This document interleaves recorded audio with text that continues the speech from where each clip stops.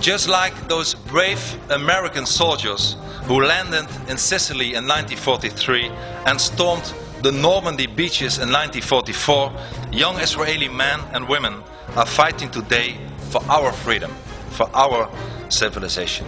The elites that rule our societies, our so-called leaders, have converted to the sick ideology and the sick philosophy a long time ago that all cultures are equal.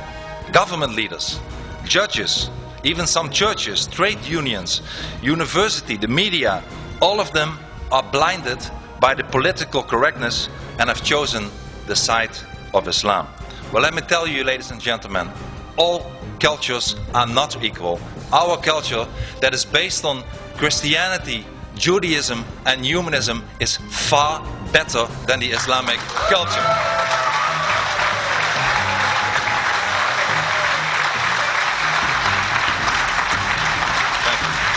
And many politicians seem to believe that their job is not to defend democracy and freedom, but to help to make the transition into Sharia law as smooth as possible.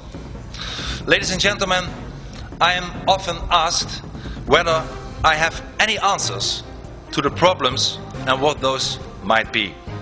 Well, let me tell you, I certainly have the answers, even though many people in Europe don't like them, at least from the political elite. Let me tell you and mention a few of them. Things that we have to do to stop the Islamization of the West. The first thing, indeed, is to stop the cultural relativism. I believe we need in all our constitution, we need an article that lays down that we have one dominant culture that is based on Judaism, Christianity and humanism. Second, we have to stop pretending that Islam is a religion. Islam is not a religion. Islam is a totalitarian ideology.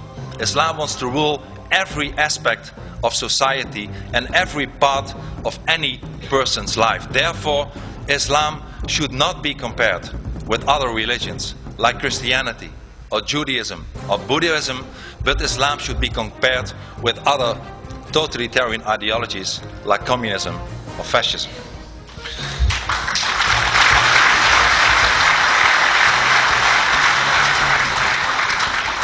And if we would acknowledge the fact that Islam is not a religion but an ideology, it means also that the right to all these religious freedoms do not apply to Islam. Ladies and gentlemen, a very important thing to do, and I proposed it in the Dutch Parliament many times, is to stop the mass immigration from Muslim countries.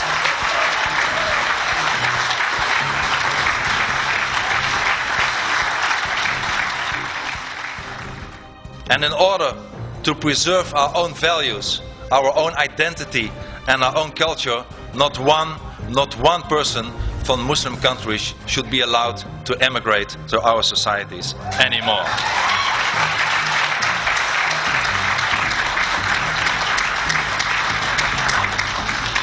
Let us also be tough on those people who do not want to integrate. For people who are already in our societies and are from Muslim and Islamic background, let me tell to them that if they adhere to our values, to our constitutions, that they are welcome to stay and they are equal as anybody else, since we have no hate to any person whatsoever. But as soon as they have an idea that they think about Sharia, that they think about jihad, that they commit criminal acts, we tell them, we expel them, we tell them, there is the door, you have to leave our society.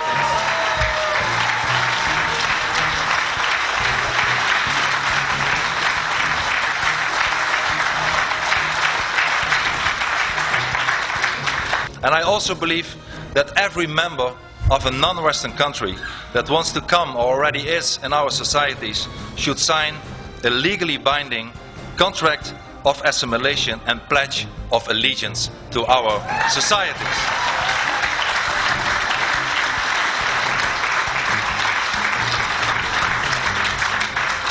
And ladies and gentlemen, we also have to stop the building of new mosques in our societies. Yes.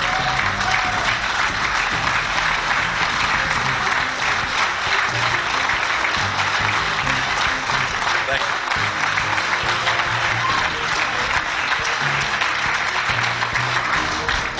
And I believe we should not allow one brick for one mosque to be built in our Western society as long as no churches or no synagogues are being allowed in countries like Saudi Arabia.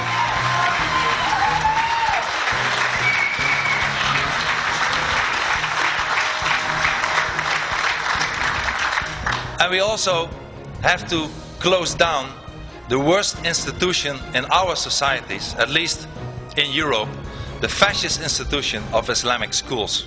Ladies and gentlemen, schools where young children who should assimilate and become full members of our society are being raised with an ideology of hate, with an ideology of terror. We should close down all the Islamic schools.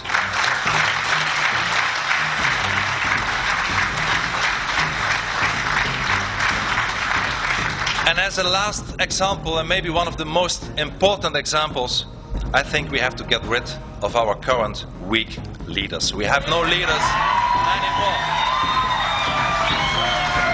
Thank you. Thank you.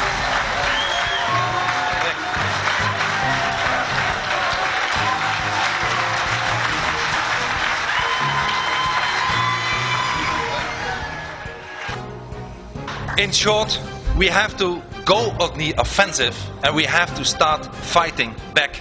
We must no longer allow ourselves to remain seated in our armchairs and get trampled over. If they bombard us with Sharia law, we will bombard them back with our human rights. If they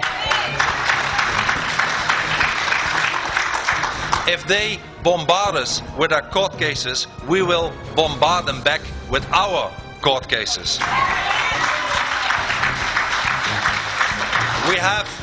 We have, ladies and gentlemen, finally we have to start fighting back and show that millions of people all over the world are sick and tired of it all and refuse to take any more. We must make it clear that millions of freedom-loving people are saying enough is enough. Ladies and gentlemen, we all have to struggle, and indeed it is a struggle. After fitna has been screened for the first time last year, there were many threats to economical boycotts to my country, the Netherlands. The beautiful Dutch flag was burned all over the Middle East. Indeed, I am myself being prosecuted by my own government in my own country. While countries as France and Jordan are also considering to prosecute me. I have been barred on the kind invitation of my friend and colleague Lord Malcolm Pearson to enter the United Kingdom. I will never be allowed to enter the Republic of Indonesia anymore. The most radical imam in the Netherlands is also demanding huge compensation and suing me. A parliamentary bill currently in my own country, the Netherlands, is drafted with the aim of protecting Islam for criticism. And on top of all this, and it's not only about me, a lot of people who criticize Islam get a lot of threats. Al-Qaeda is determined to kill me. Finally, ladies and gentlemen, I have not forgotten those to whom we owe our liberties. Our liberties were bitterly fought for. American soldiers fought, bled and died.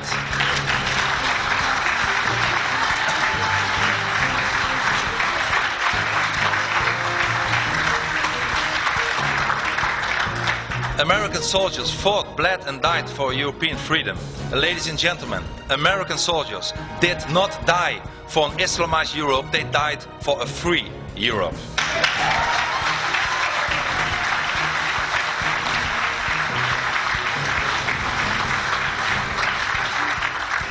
Everything that we stand for has to be defended with all our might, our identity, our culture, our values, our democracy, our freedom, our civilization.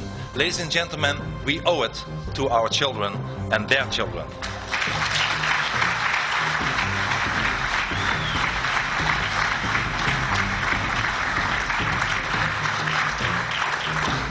We will never give in. We will never give up. We will never surrender. Thank you very much. Thank you. Thank you. Thank you very much.